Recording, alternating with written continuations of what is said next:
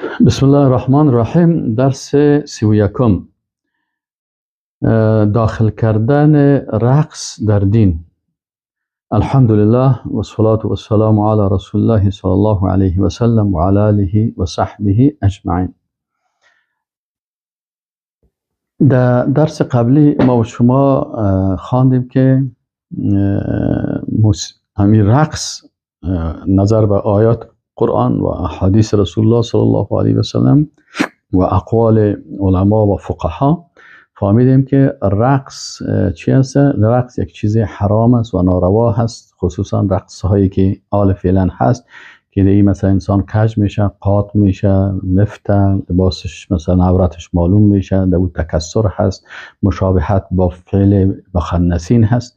بنابراین این رقص ها را فهمیدیم که این مطلقاً این رقص ها حرام هست و کسایی که می رقصن اینا در فسق و فجور مبتلا هستن. اگر کسی یک دفعه می رقصه فاسق میشه و اگر دوامدار رقصیده میره بالاخره ای به فاجر مبدل میشه.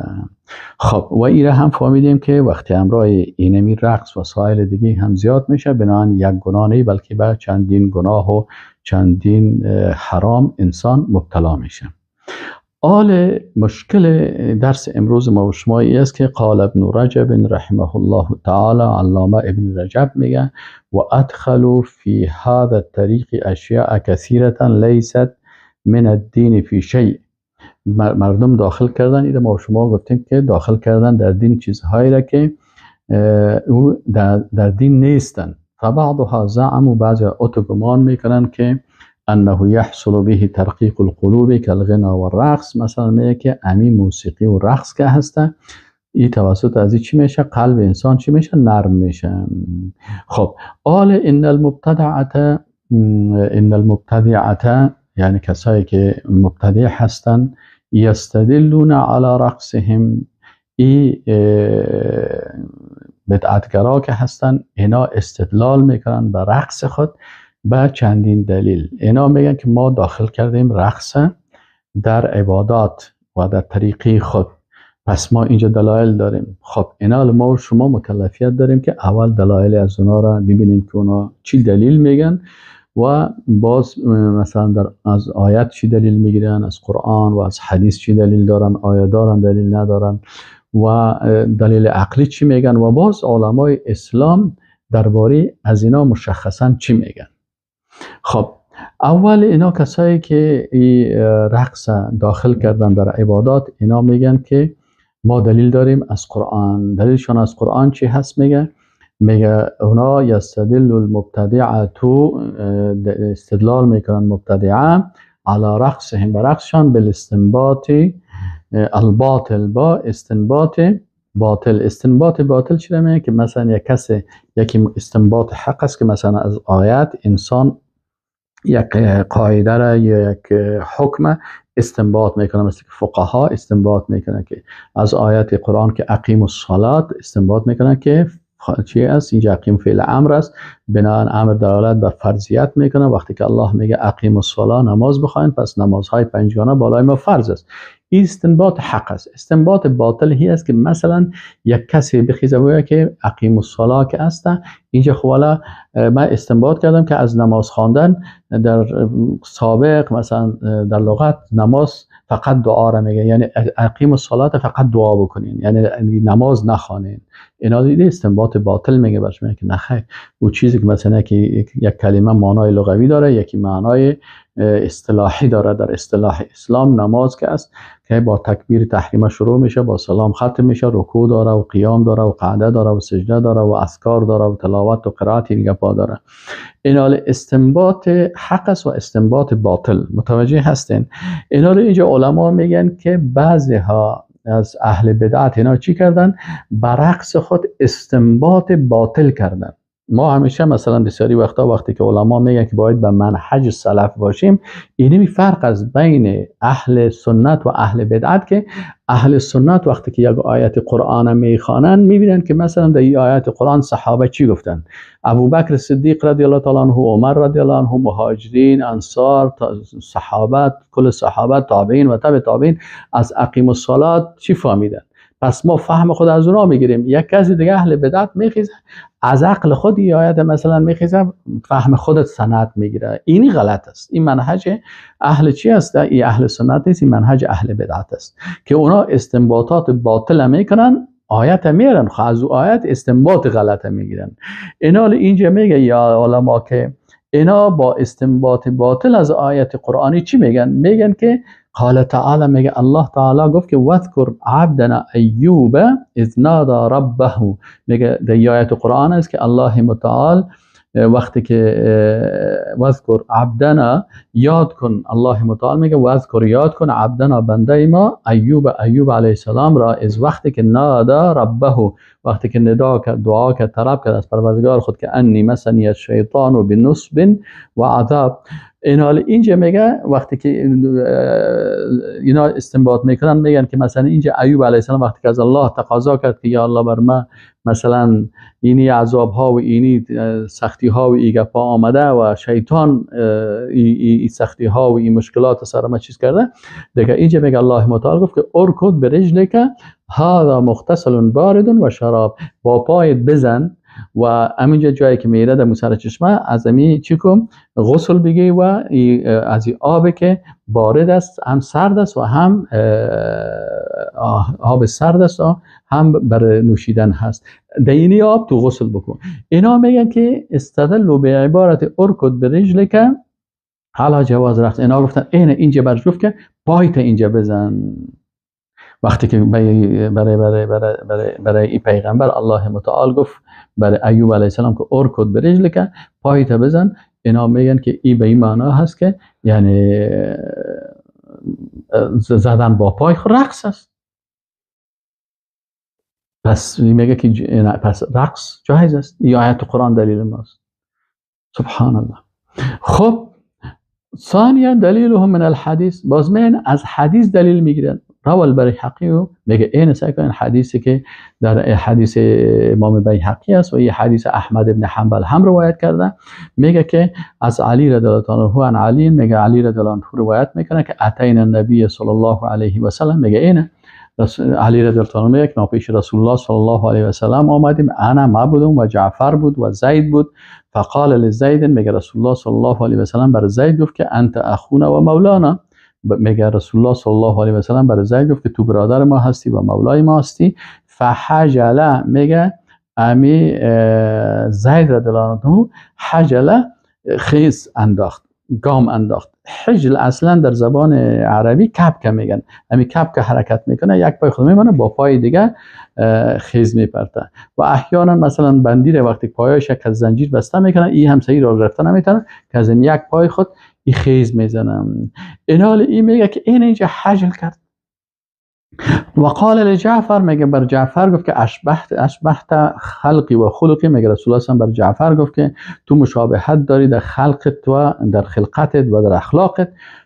حجل، میگه این هم حجل کرد پشت حجل زید.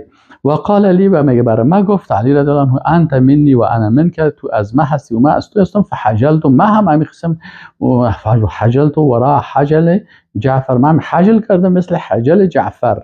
اینا اهل بدعت چی میگن؟ یستدلون به کلمت الحجل فی هذا الحدیث بانه بمعنى رقص، میگن که این حجل به معنای رقص است.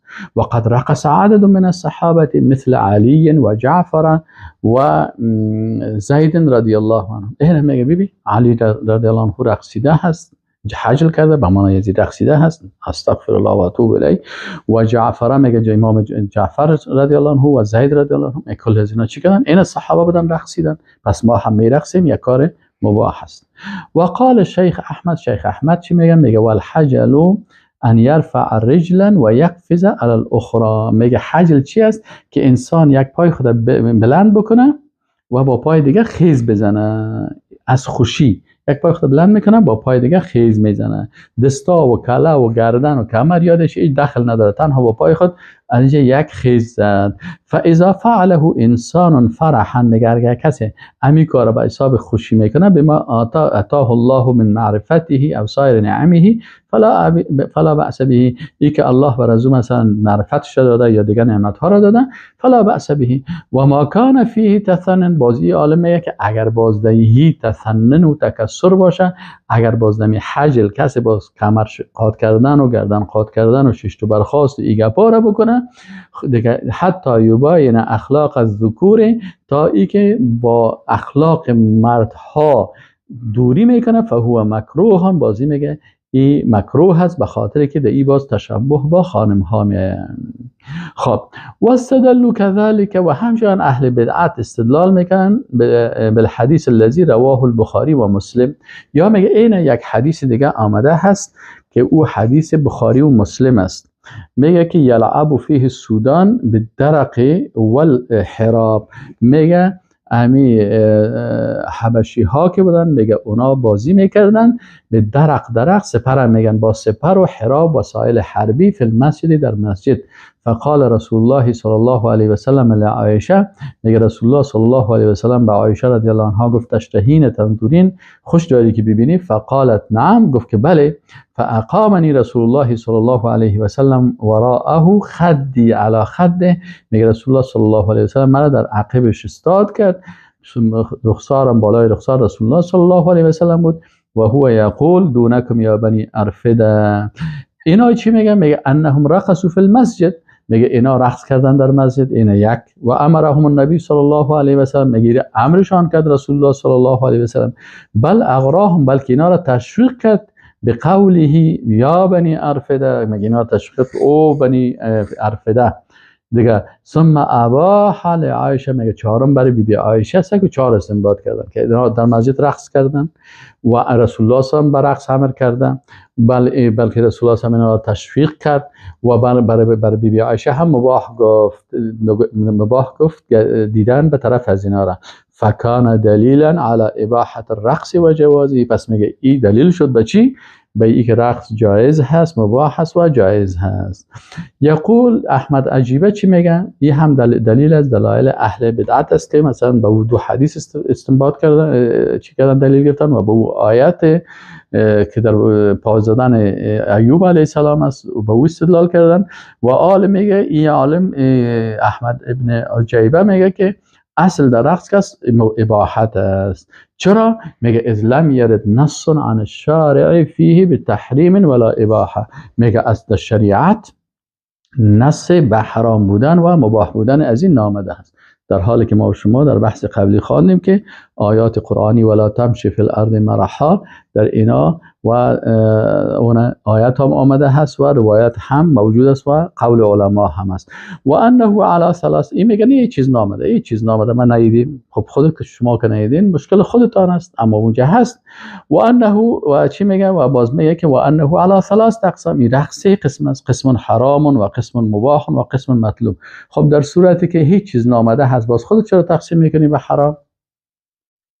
هیچ چیز میگه نامده، وقتی که هیچ نامده شریعت سکوت کرده، تو میگه هیچ چیز نامده. ببین قول در تناقض، مثلا وقتی احیانا اهل بدعت وقتی گپ میزنن جمله دومیش با جمله اولیش فرق میکنه. سعی کن. الاصل فی الرقص هو الاباحه، میگه مباح است. چرا؟ اذ لم یرد نص عن الشارع فیه بتحریم ولا اباحه، میگه در اینجا شریعت دایی به حرام بودن یا مباح بودن از این چیز نامده هست. وقتی که میگه چیز نامده هست که او را حرام بسازه یا مباح بسازه، خب میگه نامده هست. دیدیم این گفت که نامده است. بازال چی میگه؟ بازال وقتی خودش تقسیم میکنه میگه و انه علی ثلاث اقسام، این سه قسم است. چند قسم است؟ بگو آله احمد ابن عجیبه میگه قسم حرام، یک قسمش حرام است. خب تو خوب پیشتر گفتی که در شریعت چیز نامده، حالا چطور تقسیم کردی به یک قسم اولش حرام گفتی، باز گفتی شریعت نگفته، باز قسم دومش مباح گفتی، باز قسم سومش شریعت به تحریم و اباحه شریعت نگفته، یعنی تو شارع چیز نگفته، تو از شارع هم که در رتبه بلند است که با سه تقسیم میگنی که حرام و مباح و مطلوب هست، باز یک قسم شتا مطلوب میگی. این از کجا کردی؟ از شریعت نگرفتی، پس خودت از کجا اینو تقسیم بندی کردی؟ متوجه هستین؟ همیشه فکرتون باشه که اهل بدعت در جمله دومی جمله اول خود از یک گپش با گپ دیگهش کاملا در چی است؟ در تناقض است. باز اینال تشریح میکنه، میگه فهم القسم الذي هو حرام فهو رقص العوام بمحضر النساء و شبان. میگه اول قسمش که هست میگه رقص عوام هست. خب تو خب بیشتر گفتی که این چیز نامده، پس رقص عوام چرا حرام میگی؟ و رقص جوانا رو چرا حرام میگی وقتی که هیچ چیز نامده هست؟ خب میگه وقتی که رقص عوام ناس است در حضور داشت خانم ها و جوان ها می باشه، این میگه حرام هست. اول میگه در شریعت هیچ چیز نامده، باز میگه این حرام هست. خب این دلیل عقلیشان است. و اما القسم المباح، باز میگه قسم مباح چی است؟ و هو الذي يفعله الصالحون و اهل السنه من غیر وجه ولا تواجد. خب اگر صالحون ایره کردن، در رأس صالحین رسول الله صلی الله علیه و سلم از صحابه هستن، تابعین هستن و تبع تابعین هستن، باز تو میگی که نامده هست با مباح یا حرمتش چیز نامده، آل میگه این مباح هست به خاطر ذکر صالحین کرده هست. کیست منظورت از صالحین؟ و اهل سنت منظورت کی هست؟ میگه خب ببینید مشکلاته. خب آل تشریح میکنه، میگه او آنچه است که او رو صالحین میکنه و اهل سنت میکنن به غیر از وجد و تواجد. در او مثلا وجد و تواجد نیست، یا مثلا این نیست که مثلا چی شوه انسان به خود شوه و خیس برده و این گپا شوه. و انما یفعلونه راحتا لنفوسهم و تنشیطا لقلوبهم بشرط الزمان والمکان والاخوان خالیا ما تقدم من النساء و شبان.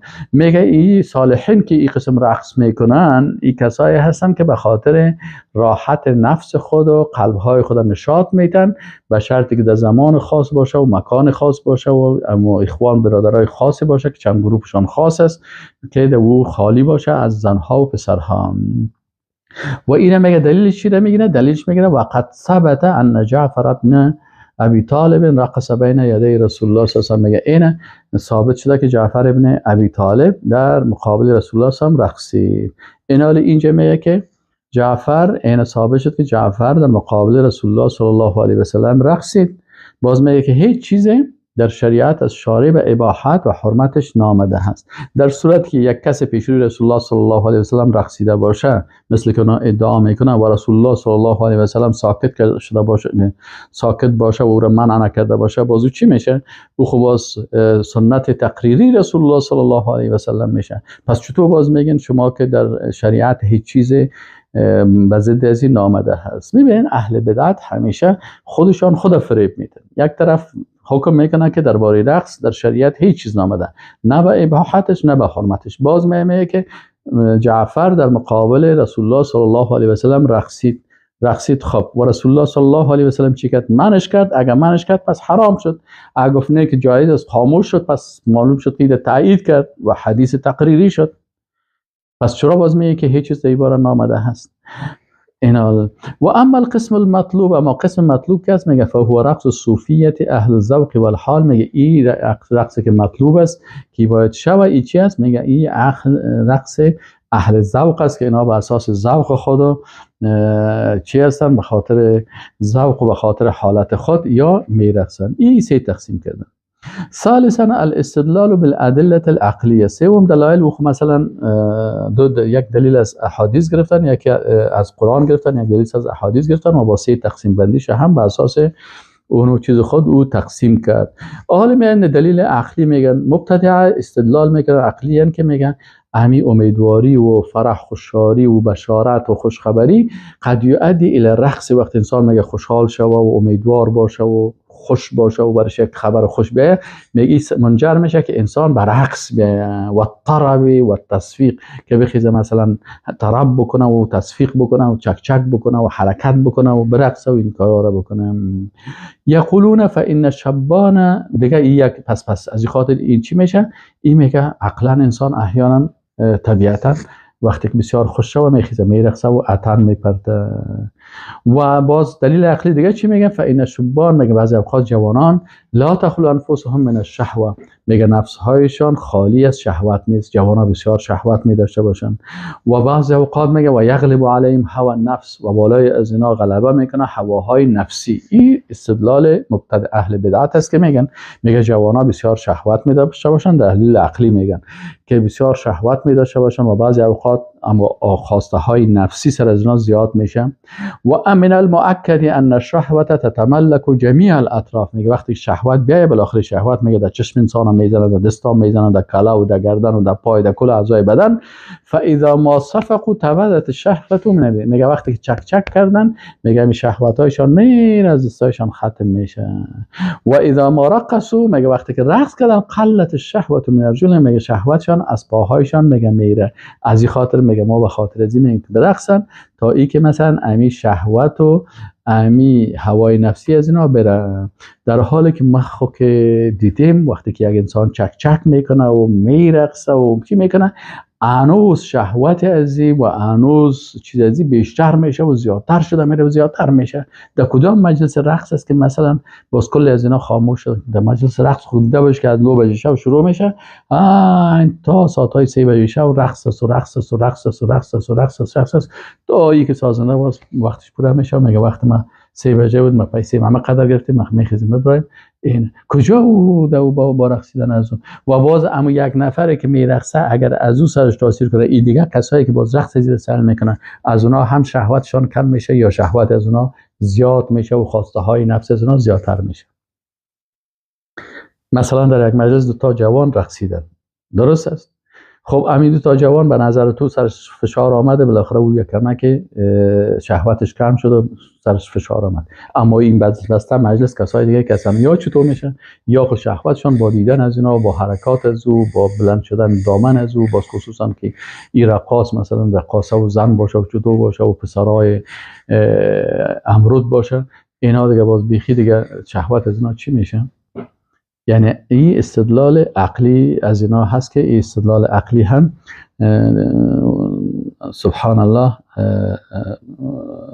دلیل نیست. خب به هر صورت آل رد العلماء على ادله المبتدعه.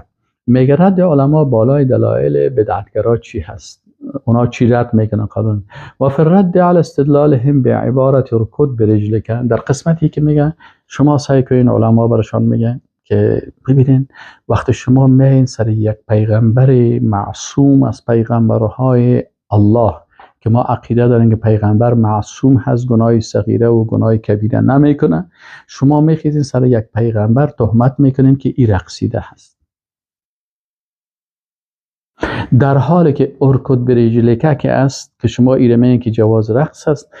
علامه قرطبی میگه که استدل بعد جهال المتزهدة و تقام المتصوفة بقوله تعالی لایوب. میگه بعضی از جاهلای که خود زاهد قرار میتن و بعضی ها هم سرکش های متصوف که هستن، میگه یا به می استدلال میکنن که ارکض برجلک علی جواز رقص، به این استدلال میکنن. قال ابو الفرج الجوزی، میگه علامه ابو الفرج جوزی میگه و هذا احتجاج بارد، میگه یک استدلال کردن بسیار سرد است. لانه لو کان امر بضرب الرجل فرحا کان لهم فیه شبهه. میگه این اگه برش میاد که این پایت بزن به خاطر خوشحالی، بازی یک شبهه از اینا یک کمک امکانات داشت. و انما امر بضرب الرجل لینبع الماء، میگه وقتی برای ایوب علیه السلام گفت که با پایت بزن به خاطر ازی که او چی شده تا که آب چیز شده برای، مثل که موسی علیه السلام با عصای خود ده سنگ زد. آیا این دلالت بر رقص میکنه؟ انا لله و انا الیه راجعون که شما بخیزین یک پیغمبر معصوم، پیغمبری که عصمت داره و او رو بخیزین عملش به رقص چیز بکنین. قال ابن عقیل، علامه ابن عقیل میگه که این الدلاله فی مبتلا امر عند کشف البلاء بان یضرب برجله الارض لینبع الماء اعجازا من الرقص. ابن عقیل میگه که در کجا این دلالت میکنه که وقتی یک کسی مریض باشه و او هم پیغمبر معصوم هست و او برش گفته میشه که به پای ده اینجا بزن، به خاطر چی؟ به خاطر ازی که آب برای یک معجزه از معجزهای پیغمبر معصوم هست.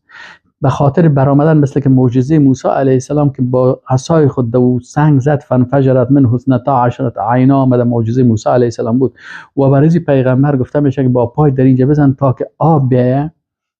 این ارتباطش میگه با رقص چی ارتباط داره؟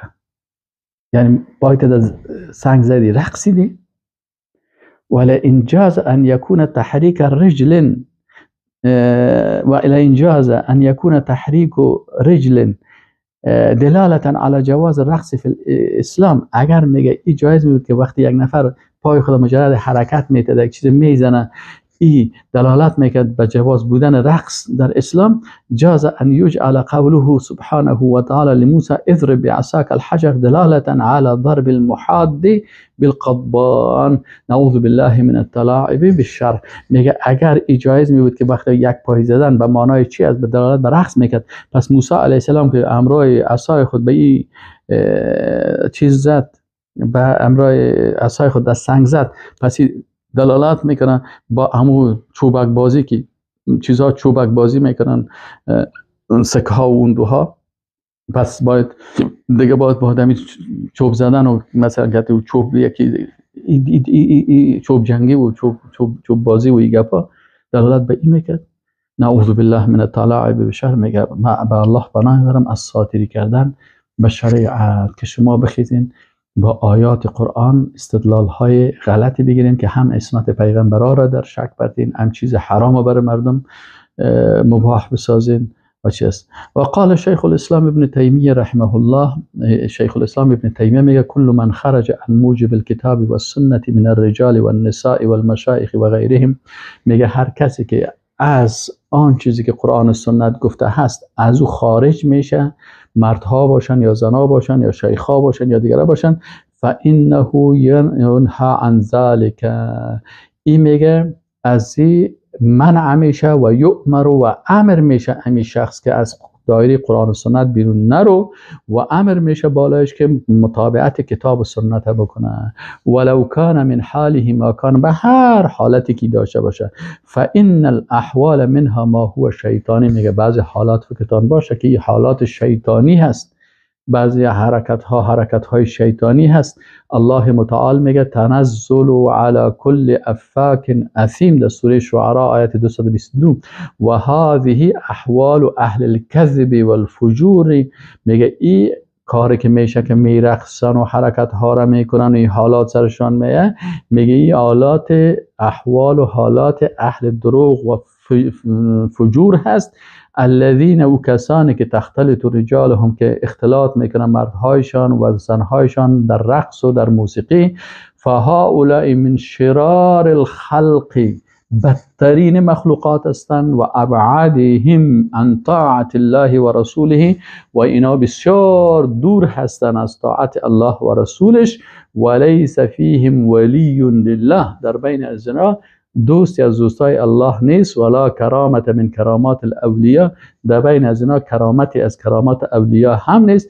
بل هم بین حال شیطانی و محال بهتانی، میگه اینا در بین حالت شیطانی و حالت دیگه تهمتی هست که اینا خدا میخیدن سر قرآن و سر سنت و سر پیغمبر و سر دین تهمت میکنن. این استنباطی که اینا از این آیات قرآن کرده بودن که استنباطشان کاملا غلط و باطل ثابت شد.